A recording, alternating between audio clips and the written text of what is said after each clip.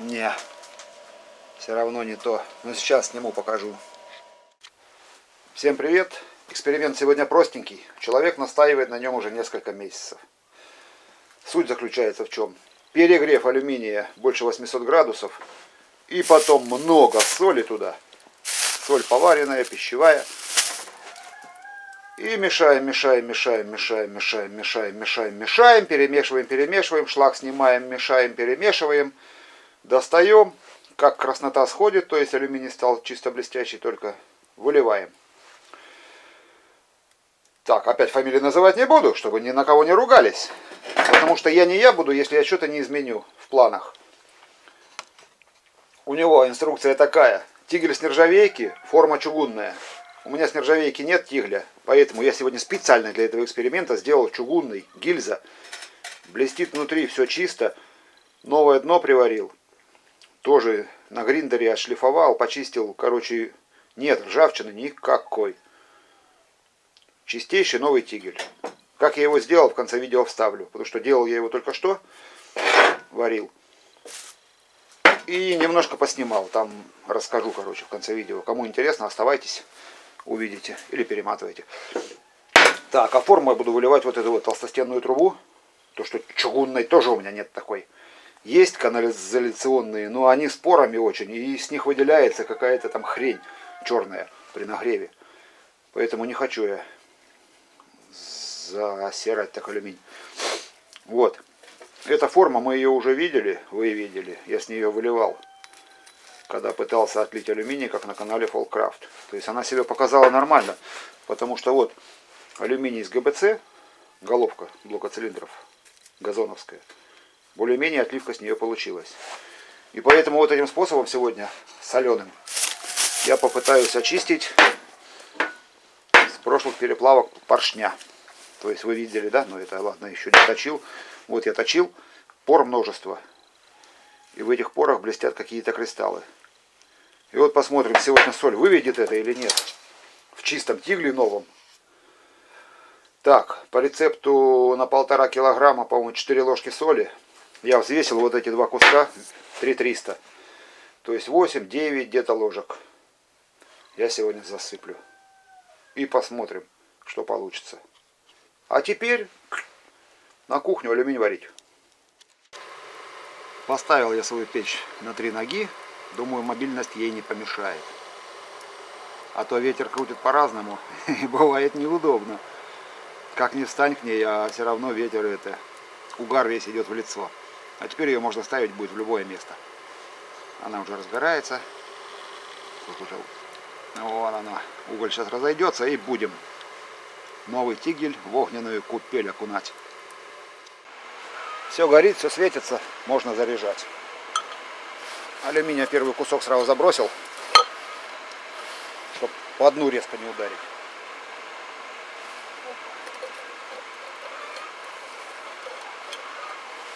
Так, теперь второй кусок, потому что он мешал. И закрываем крышкой все это дело. Ну и пусть греется. Ждем-с. Насыпал соли 10 ложек. Сейчас проколю. Тут по объему получится с алюминием, если где-то треть, наверное, получится соли. Но ничего, будем пробовать.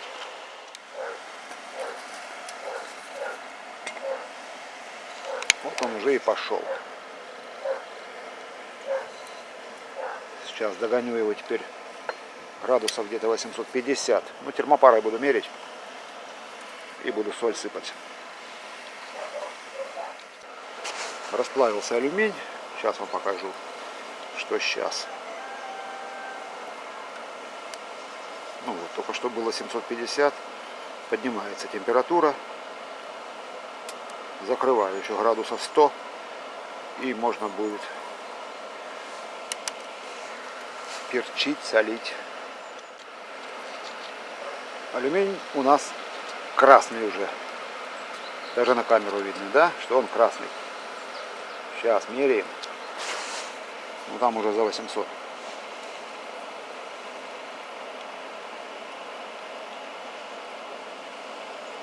Ну вот.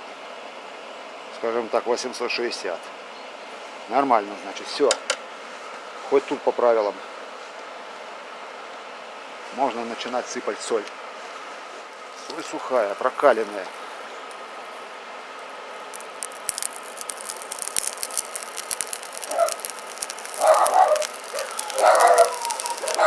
Ох ты, аж перчатки горят от температуры. Ай.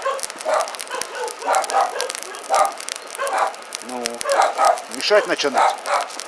Страшновато.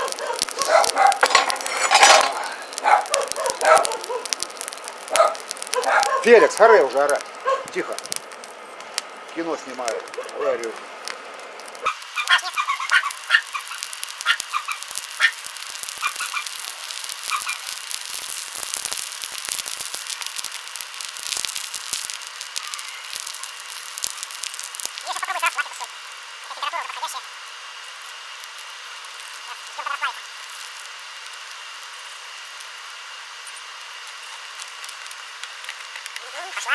Пошла плавиться. Ложка какая-то получается.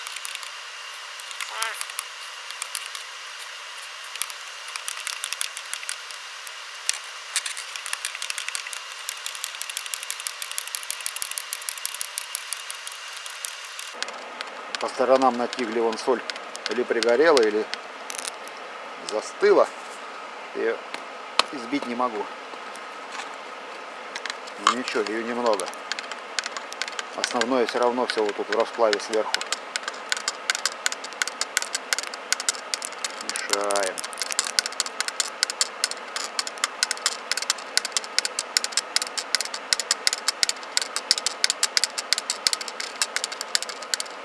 Хотите, я его увеличу. Вот так.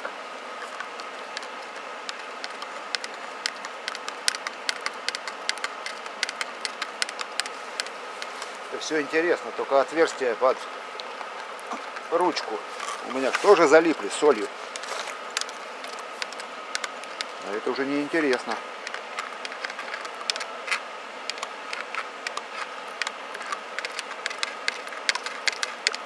Где мне их искать теперь?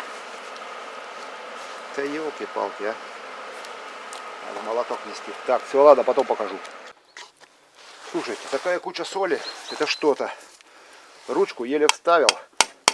И тут корочка образуется. Не знаю, как сейчас у меня получится снимать ее.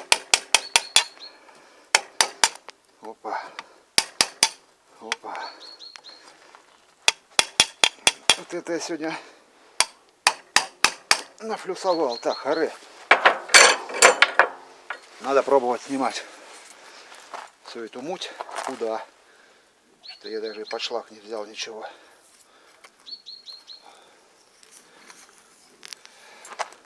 Соль-то это, ёп.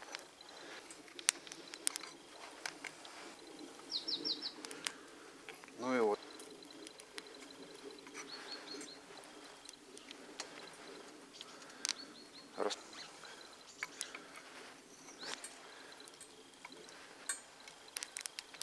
Чё она, как флюс.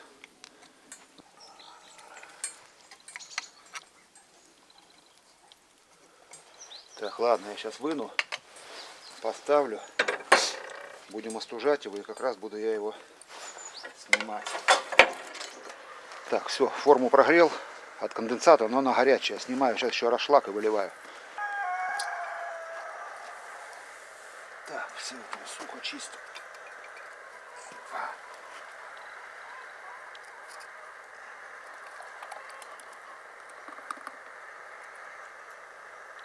Опа. Есть. Ну что, подогреем еще.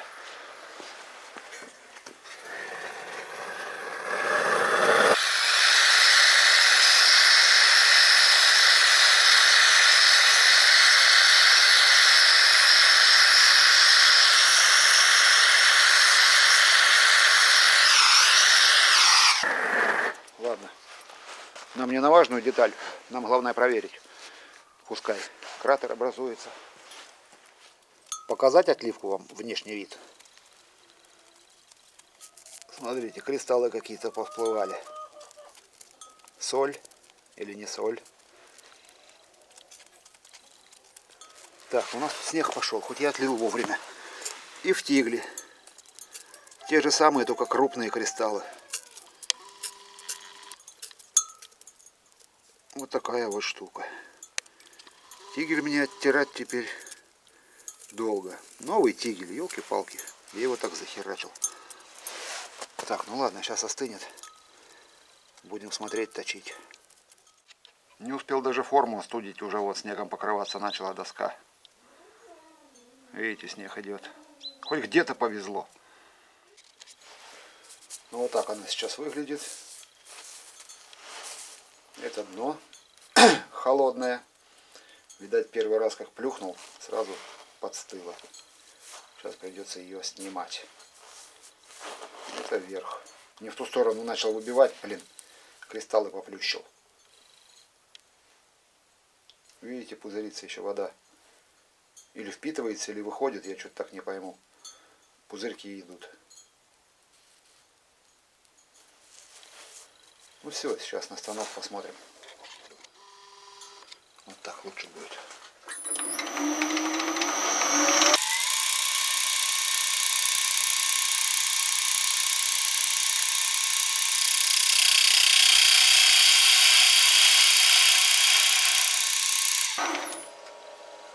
Интересно.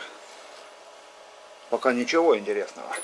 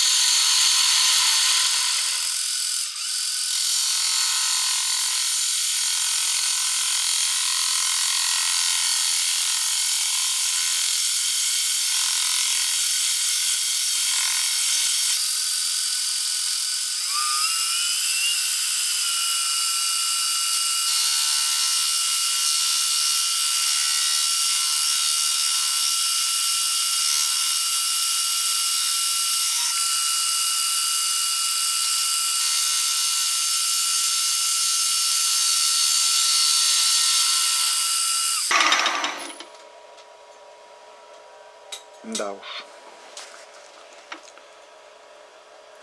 Да уж, ладно.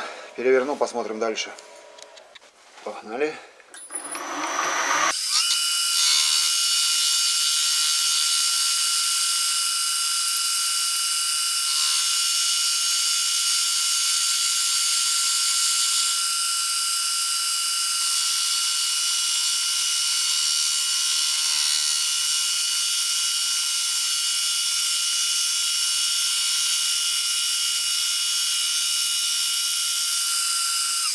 Сейчас сниму еще низ, потому что тут все-таки было вот тут вот проплавлено, аж помните, кусок приплавлен.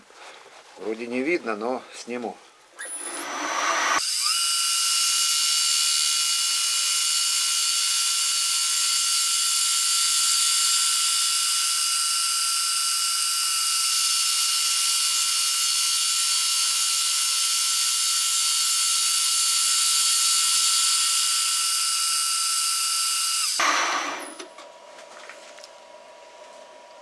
Не, все равно не то. Но сейчас сниму, покажу.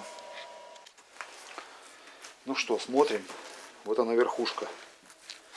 Какая она поганая. Вот здесь вот видно, это соль. Расплавленная соль. По-любому, она и точилась прям порошком. Ну и так вот поры поверху есть. Здесь раковины, это ни при чем. Я думаю, соль это все из-за технологии моей заливки. Такие пузырьки образовались именно в одном месте. Может, что-то попало на форме. А теперь смотрим сбоку. Снизу дно чистенько. Чистенько. Отличненько. Но вот он низ. Намного лучше моих предыдущих плавок. Тем более, если принимать во внимание, что это поршня. Смотрите, мелкие поры. Но те же самые блески, они также блестят при свету. То есть последние 3 плавки моих я использовал соль поваренную. И как раз 3 последних плавки у меня вот эти вот кристаллы вот тут блестят постоянно в отливках. Я использовал 2 разных... Нет, сегодня третий тигель. То есть 3 тигля разных. Не в одном плавил. Разный металл я использовал. И все равно эти блески. Значит, соль это не то. Сергей, который мне предлагал. Ну, видишь сам, что получилось. Ну, напиши, что я там нарушил из твоей технологии. Короче, пока у меня не получилось. Завтра на почту приезжает ко мне посылка. 4,5 килограмма цинка. Евгений с Ялты решил меня выручить и выслать мне чистого цинка. Какой-то там анод или катод с парохода. Вот. Так что следующая плавка будет с цинком. Посмотрим с цинком, как получится. Но она с цинком получится. Просто детали с такого сплава далеко не везде идут. Мне же хочется сделать так, чтобы, как вот правильно Валерий-то писал. Задача, чтобы почистить именно грязный алюминий. Фолкрафт тоже берет алюминий моторный, но добавляет туда электротех. И у него получается чисто. Электротеха много не напасешься, если надо какие-то большие детали объемные. Хочется найти способ, чтобы именно вот это вот чистить. Чтобы взял лом, расплавил, и он у тебя чистый отлился. Ну хотя это уже более-менее вариант.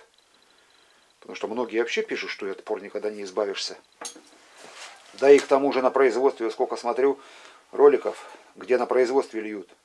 Каждую партию отливок берут пробник и на анализ.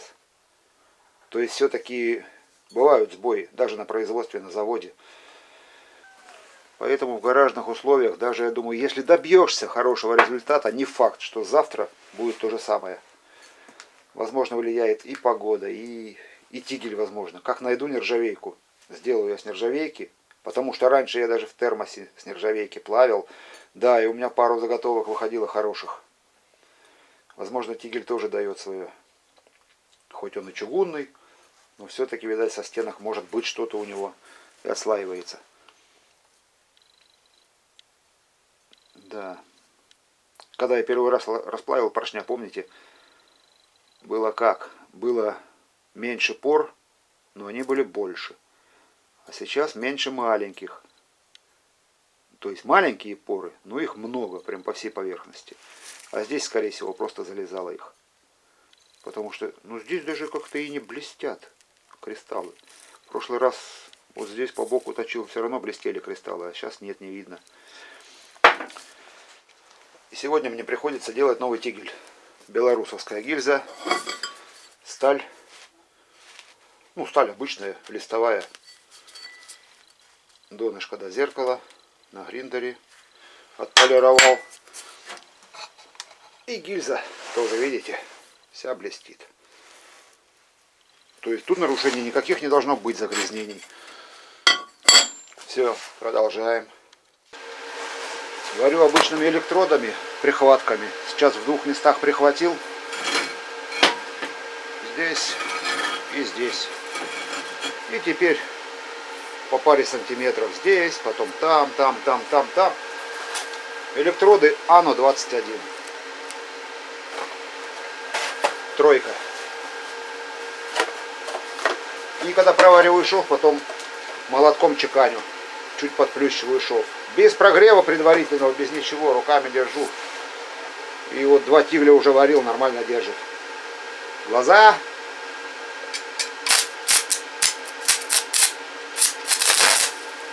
Да ёп, массы нет.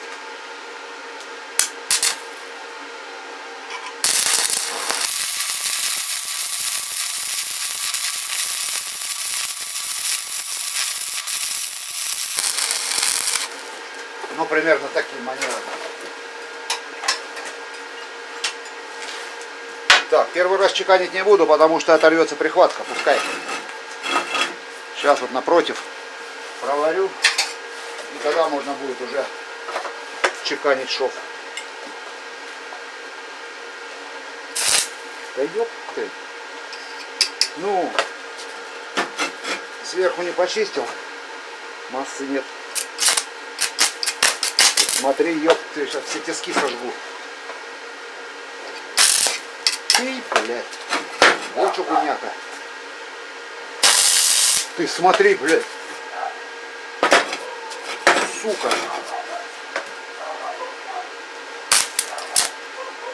Поехали.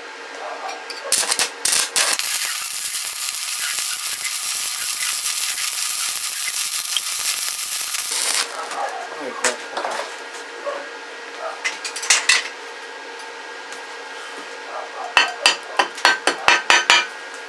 Вот так вот и вот так.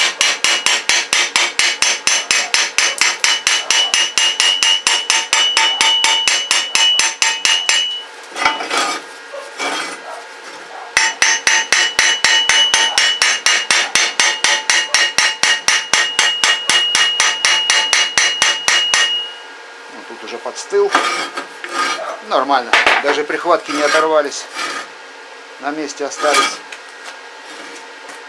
Ну вот, пожалуйста. Вот такой вот шов получается.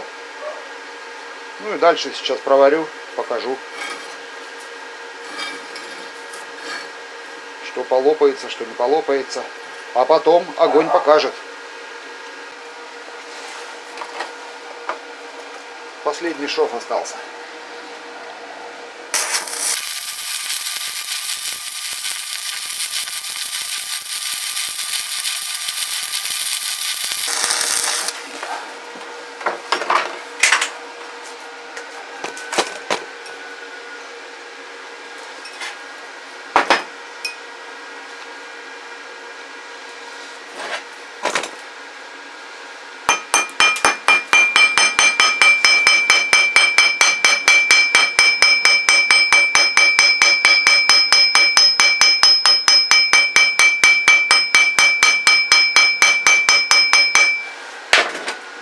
Готово. Можно проверять. Может, я в очках не увижу, где трещину.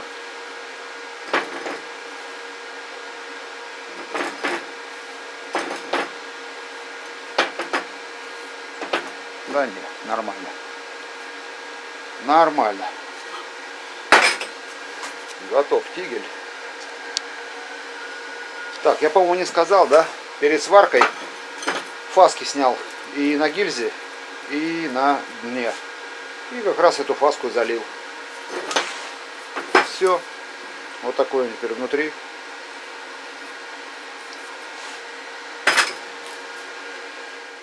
Так, ну ладно, все, заболтался. Давайте, пишите комментарии, ругайтесь. Люблю я почитать вашу ругню. Я имею в виду, ругайтесь на меня, а не между собой. Все, давайте, удачи, всем пока. В следующий раз плавим с цинком.